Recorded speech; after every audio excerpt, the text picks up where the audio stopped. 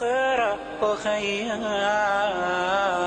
ورتل القرآن اصبح بصوتك اسمع الأكوان اقرأ كلام الله داوي نفوسنا لنحس في أعماقنا الإيمان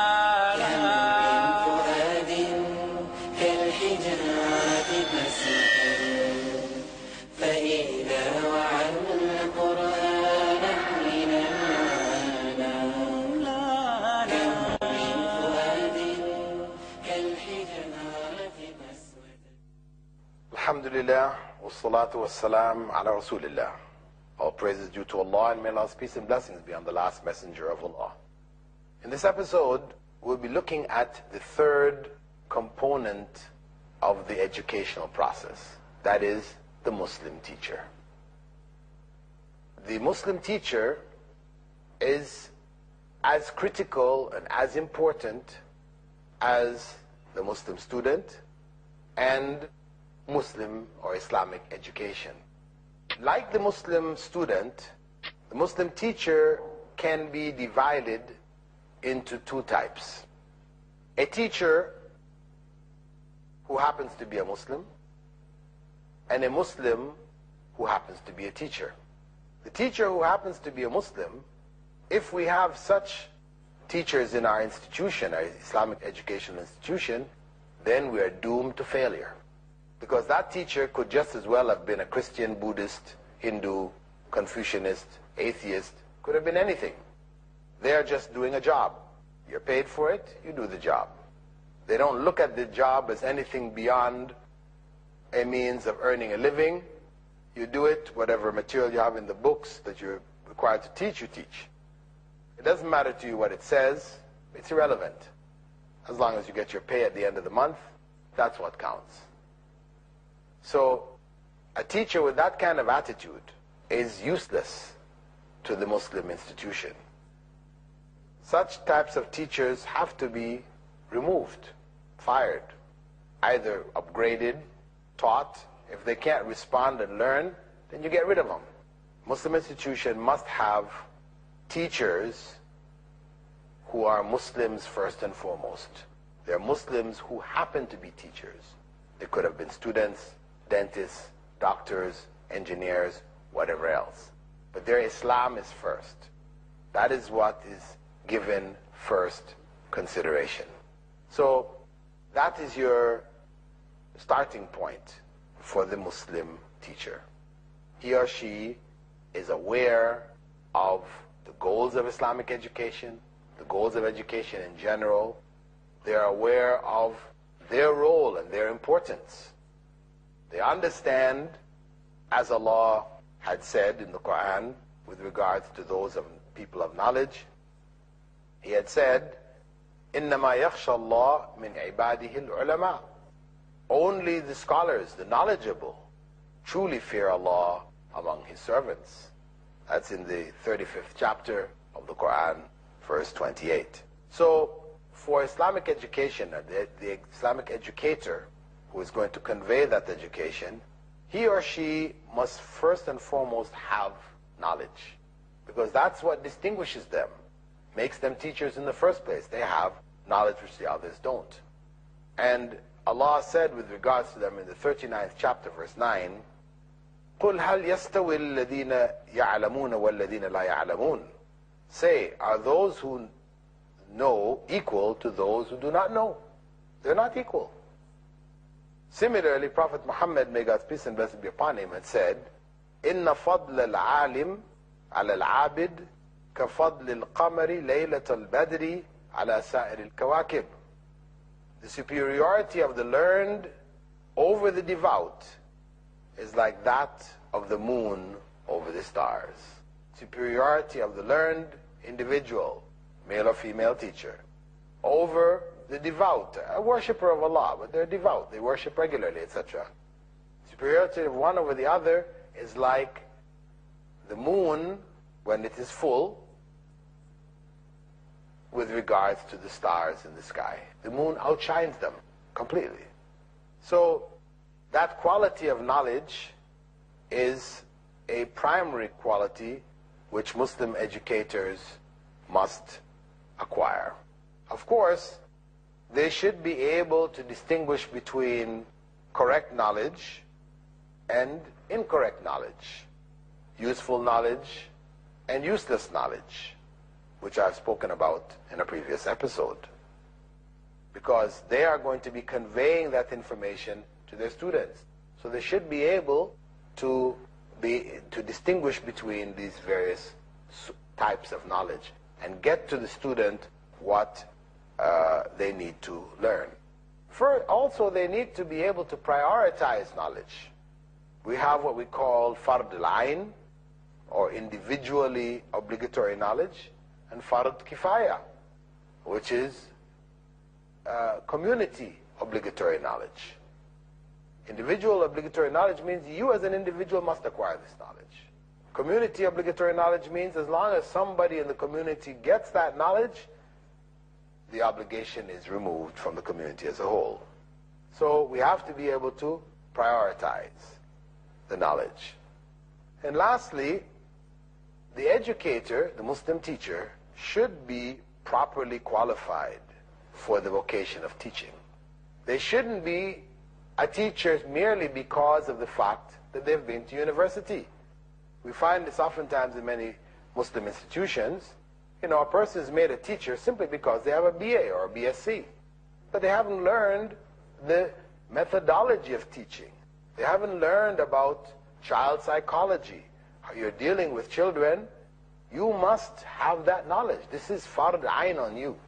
This is the individual required knowledge for you as a teacher. That is the profession you're taking on, so you should have that knowledge. You should understand the psychology of the youths. That will aid you in the conveyance of the knowledge to them. The second basic principle, or we could call it prerequisites for the Muslim educator, is that of faith. They must have the correct faith. That their belief in Islam is in accordance with that which was taught by Prophet Muhammad, may God's peace and blessings be upon him, and was understood by his companions. So people who are coming from backgrounds which are filled with shirk and bid'ah, deviation, misunderstandings, and all these other kinds of things, such people should not be in the Muslim institution. They need to be re-educated first before you put them in the institution, because they will affect the children. They will impart their ideas regardless of what they're teaching. Because as we said, education is a socialization process. It's a way by which a society conveys its values to the next generation. So the teacher is the means by which those values are conveyed. So whatever values the teacher holds, that's what he or she will convey. So it is very important that the faith of the teacher be correct. And that's why fundamentally in the Muslim institution, where people have a choice, then the teachers should be good, practicing Muslims. To bring non-Muslims into the teaching staff of the Muslim institution is a mistake. Even if people say, oh, but they're only teaching English, or they're only teaching mathematics, they're not teaching something which has to do with faith, etc., it is going to affect the school. Because, for example, in the girls' school, if you're going to require the teacher to wear hijab and dress as a Muslim would dress, many non-Muslims would not accept that. And really, in societies where people recognize other religious groups as having rights in terms of within Muslim institutions to not conform, then you have a problem. Because if that teacher says, I don't want to, and the union or whatever is going to defend me, my right not to wear hijab and to do whatever I feel like, talk about Christmas or, whatever in the class, then it is going to affect the quality of the education of the children, without a doubt. The last part of the concept of faith in the educator is that faith should put in the educator a sense of patience, that they should be patient with their students, because the educational process is a trying process. And if one doesn't have patience, then one will not be able to educate properly. It's very easy to become impatient. It's very difficult to be patient. That's why for parents trying to teach their own children, sometimes it's very difficult. They tend not to have the kind of patience that teachers will have. So this is why we stress also, as an extension of faith, we have patience, because that is a product of good faith. The third characteristic or prerequisite of the educator is that he or she be sincere, that they are involved in this educational process as a teacher because they recognize that it is a form of worshiping Allah, that they are blessed by it. Prophet Muhammad ﷺ had said, everything in the world is cursed except for the remembrance of Allah, what brings you closer to it, the teacher and the student. So they know they're in a special position, the teacher and the student. It's a sacred position. They're conveying what is pleasing to Allah. They're worshiping Allah by teaching. So if they have that sense, then there will be sincerity. If they're only doing it for material gain, then there won't be sincerity. So it means that the students will be affected. They will not get the full cooperation and the full effort of the teachers themselves.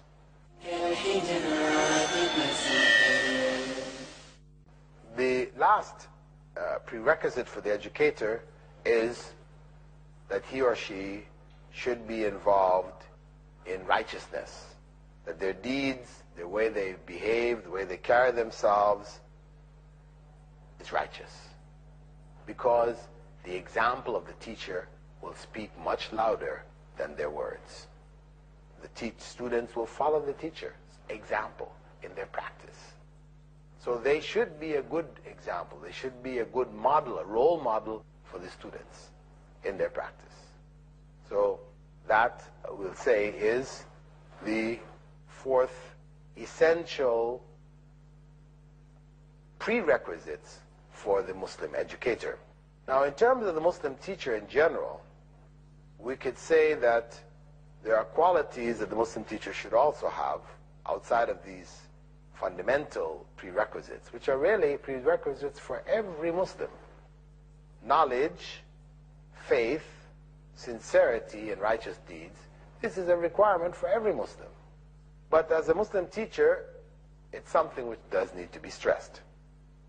However, carrying on to the qualities of the Muslim educator in general, we could say that among them, that teacher should recognize that they are on a sacred mission, which I spoke about in the sincerity element. Secondly, they should be merciful and loving. As the Prophet ﷺ has said, he is not one of us who does not show respect to our elders and show mercy to our little ones. As a teacher, it becomes even more critical that he or she be merciful to the children, because impatience is a part of human nature, and teaching young people, children, etc., is very trying. So for one to be able to maintain that sense of mercy and compassion for the children is not necessarily so easy, but this is what is a quality necessary for the Muslim teacher. Also, there should be justice.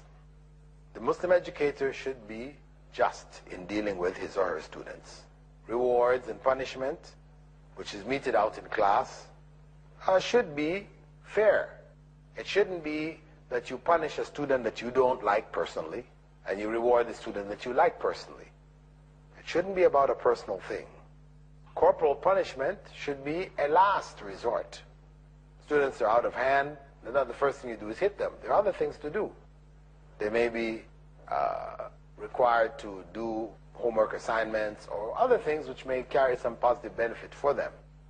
But hitting should be among the last resorts. And of course, this is only where it is permissible, either legally in the country or in the institution. Fourthly, there should be care and concern between the teacher and the students. That teacher should be enough concerned that he or she knows the names of their students, that each individual is known to them. Their parents are known to them. What are the family circumstances of the children? Because oftentimes these circumstances will affect the way that the child learns. And if one hasn't looked into that child's background and understood their situation, then you may be unfairly penalizing them for a circumstance which is beyond their abilities, beyond their control. So it is important that the teacher understands the students that he or she is teaching. They have an understanding of their background, know about their parents, know their family situations. Sometimes students, maybe in your class and the parents just divorced. And that has created, a sense of imbalance in the mind of the student. So they can't concentrate well. So in class, all you see is the student not concentrating, whereas the other students are. So you want to penalize that student, when really, if you understood the background, you would be more sympathetic. Fifthly, the teacher should prepare himself or herself properly. Lesson plans is a must. One should prepare one's lessons prior to classes properly. So you come in and you are, on top of your material. You're not looking to extend classes or shorten classes based on the fact that you are unprepared. As they say in business, etc., if you fail to plan, you plan to fail. It's a basic principle. If you don't plot your lessons out properly, then your lessons are not going to come off properly. That is the basic law, as they say, garbage in, garbage out. Lastly, sixthly, the Muslim educator should be a good example for the student, because the example, as we said, speaks louder than words. Practice, what a teacher does, will speak much louder than what the teacher says. The teacher may tell them to do things, but if they themselves are not doing it, or they hear from them things which contradict what is being taught in the class, then the nature of students is that they are going to follow the example which is shown them by their teachers. If we look at the educational process itself, which we discussed earlier, we said that education is a process by which a society conveys its cultural values to the next generation. So it is important as a Muslim educator that one is conscious and realizes that they are imparting Islamic culture. And as such, that should be incorporated in their classroom presentations. I would add to that for Muslim schools that are caught in the dilemma of today, where we don't have suitable materials for the teachers to use, which are from Islamic perspectives, we end up having to cut up books and things like this, removing the objectionable parts of the textbooks. I would suggest that what teachers do is that they work into their lesson plan for each lesson how some Islamic principle or thought or behavior would be incorporated in each and every class, regardless of the subject. And at the end of the year, they will have developed a small supplementary text which can be used for improving the teaching for the year to come. And if other teachers are teaching the same class, have them do the same. Discuss at the end of the year, what did we achieve? Choose out of what everybody has done, what is the most effective. The second basic point which I feel should be considered here, or is this the third? Maybe it's the third point, is that of the teaching environment. That the school environment should be permeated with the remembrance of Allah. Salah, prayer in congregation, should be established in the school. Assemblies should be begun with Bismillah. Students should feel that the environment of the school, the ethos of the school, is Islamic. What this means also is that the reward of students in the school should be based more on Islamic principles than on academic excellence. Academic excellence is important. You have a prize for the top students who achieve the highest marks. But there should be also greater prizes for the best Muslim students, those who showed the best character throughout the year, who changed themselves, became better students, and worked to promote Islamic values in the school. So in a class setting as well as in the school setting, there should be rewards for Islamic excellence. Lastly, I'd like to mention the Islamic teaching methodology that Prophet Muhammad ﷺ, as an Islamic teacher, used a variety of methods to convey his message. And these methods, can be found in modern teaching texts today, and they should be employed. A teacher shouldn't be stuck in one particular rut, on one particular track.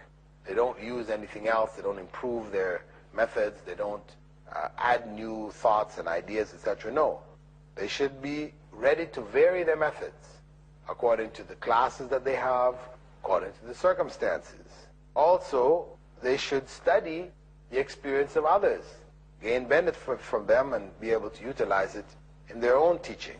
Finally, I'd like to mention, in closing, that the teacher, the Muslim teacher, has to be conscious of his role or her role as a Muslim educator.